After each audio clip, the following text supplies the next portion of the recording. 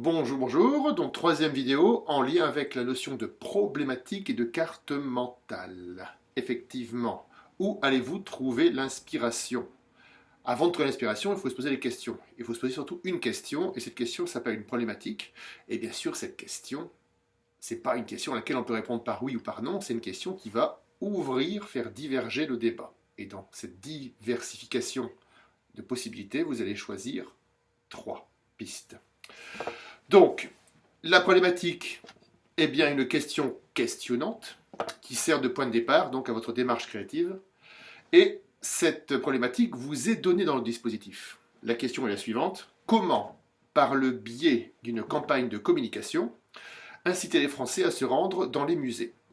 Donc cette problématique prend bien en lien votre métier ou futur métier, campagne de publicité, de communication, et la thématique centrale qui vous est donnée, c'est-à-dire le musée. Vous mettez les deux en confrontation. Et là, normalement, vous devez trouver des réponses, des solutions. Pour répondre à cette problématique, je vous propose comme idée d'investir la carte mentale. La notion de carte mentale, c'est, définition que vous avez à côté ici, une carte heuristique, qu'on appelle aussi du grec ancien, donc eurisko, je suis en train de lire, qui veut dire je trouve. Appelé aussi dans des idées, appelé aussi carte des idées, pardon, schéma de pensée, carte mentale, arbre à idées ou topogramme. En anglais, on dit mind map. C'est un diagramme qui représente les connexions sémantiques entre différentes idées, les liens hiérarchiques entre différents concepts intellectuels. C'est le plus souvent une représentation arborescente des données. Diagramme, qu'est-ce que c'est diagramme? Un diagramme, c'est une représentation visuelle simplifiée et structurée. Enfin bref, voilà, vous avez un petit exemple qui est juste en dessous. Hein. J'écris un mot, une flèche, un autre mot, etc., etc. Donc je vous conseille de faire cette carte mentale afin de trouver vos pistes qui vont répondre à votre problématique. Alors voici un exemple de carte mentale. En général, j'ai pris comme exemple la notion de glace à l'eau, vu qu'il fait beau en ce moment. Donc la glace, quand on pense à glace, à quoi on peut penser? C'est délicieux. Ça fond. C'est froid, c'est sucré, c'est fait avec du lait, c'est fait avec de l'eau, ça rappelle l'enfance, ça fait plaisir. Voilà, toutes les idées qui vous viennent à l'esprit en lien avec cette notion de glace. Pour être beaucoup plus proche de notre sujet, on va plutôt prendre un exemple plus général, justement. Si je mets au centre la notion de projet, à quoi pourrais-je me référer pour trouver des solutions? Vous pouvez avoir, par exemple, trouver des mots-clés. Je ne vous donne pas d'exemple par rapport au musée, hein, c'est à vous de les trouver. Donc des mots-clés. Quels sont les thèmes qui peuvent être utilisés autour de votre projet? Quelles sont les couleurs en lien avec tout ça? Quelles sont les images, des images mentales que cela vous évoque? Quelles sont des phrases ou des citations que vous connaissez en lien avec cette thématique? Quel est le sens que vous donnez à cette thématique, ou l'essence que vous donnez? La notion de mémoire et d'histoire. Histoire, c'est plutôt quelles sont les histoires qu'on vous a racontées ou que vous connaissez là-dessus, les petites histoires. Et la notion de mémoire est plus en lien avec la grande histoire. Quelle est l'histoire en lien avec cette notion? Donc, voilà un exemple de carte heuristique ou carte mentale générale. Pour être beaucoup plus précis maintenant, je vous propose un exemple en lien avec votre thématique. Je ne sais, j'hésitais à vous le donner, mais je vous le donne quand même pour ceux qui ont des doutes. Et vous avez le droit de douter. Voilà, vous avez ici une représentation qui est plutôt en triangle inversé, tac, tac, où on part de, voilà, premier mot qui m'est venu à l'esprit, j'ai joué le jeu, j'ai dit, voilà, artiste. Ensuite, artiste, on a œuvre. L'artiste fait des œuvres. Ces œuvres, on les voit dans des lieux. Et dans les lieux, il faut qu'il y ait des gens qui aillent les voir. Quand on descend, on a artiste, et artiste, il fait des créations. D'accord? C'est également une œuvre est une création. Et également, ces œuvres, il faut les exposer. Et pour les exposer, hop, il faut les mettre dans les lieux. Et pour que les gens viennent, il faut des campagnes de pub, etc., etc. Une création, on va la voir. Si jamais la personne est très connue, la notoriété, c'est tout, il n'y a pas de problème, les gens vont venir. Mais si la personne n'est pas connue, il faudra communiquer.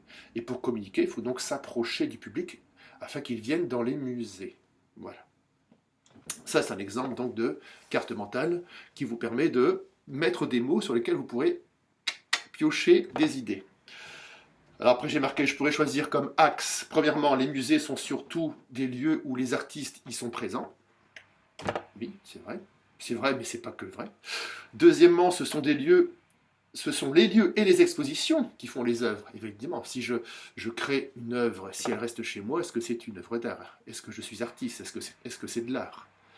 L'importance des musées, justement. Voilà. Mais en même temps, est-ce que si je mets n'importe quoi dans un musée, est-ce que ça devient de l'art? Rapprochez-vous de Marcel Duchamp avec son urinoir qu'il a mis dans un musée. Il a fait exprès, justement. Et troisième possibilité, troisième axe, je dis voilà, c'est vrai que le musée, peut-être le rendre un peu plus ludique, afin d'inciter les gens à venir. Ça, c'est des pistes, 3 axes que je propose moi. Voici un autre exemple de carte mentale qui est plus sur un nuage de mots. Il n'y a pas de flèche, c'est-à-dire que les mots seront mis un peu au hasard comme ceci. Bon, je vous laisse regarder, hein. Vous avez des mots intéressants, intriguer, répéter, conseil, démocratiser, peut-être les choses, voilà.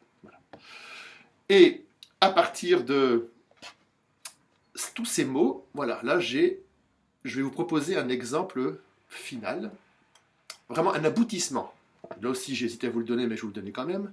C'est-à-dire que je vous montre quelque chose qui a été fait en ce sens, qui a répondu à la question, à la problématique, comment inciter les Français à se rendre au musée. Donc vous allez voir un visuel pour une campagne de pub en lien avec ceci. Et ce visuel donc prend en compte les deux mots qui sont présents dans le nuage là, ici présent, ce qui sont les mots détourner et contourner. Ils sont là-bas en haut. Là. Détourner et contourner. Et donc voilà maintenant ce que je vous propose. Détourner et contourner. Ok. Démarche souhaitée. Voilà ce que la personne qui a créé ce visuel a pensé. Sa démarche créative, c'était de contourner une œuvre plutôt connue pour la rendre joyeuse et captivante, l'embellir, la modifier, que le texte soit sur le visuel et garder de l'espace pour épurer l'image. Et résultat final, voilà. Dans cet exemple de réponse à la problématique, on a utilisé la tête d'une statue, quelque chose de symbolique. Voilà. On l'a grimé, on l'a maquillé, on l'a détourné, on l'a contourné un petit peu ce que c'était là. On a même un petit peu fait du sacrilège dessus. Hein. Mais bien sûr, c'est pour intriguer aussi le futur peut-être visiteur de musée.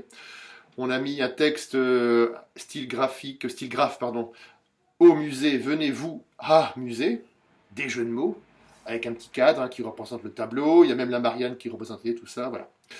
Donc ça, c'est une proposition finale qui a émergé suite à toute une réflexion en lien avec la démarche créative et en lien avec cette carte mentale et cette problématique posée au départ. Voilà ce que l'on vous demande, et je peux vous assurer que ça, ce sera la démarche qu'on vous demandera de plus en plus en enseignement supérieur. A très bientôt pour la prochaine vidéo.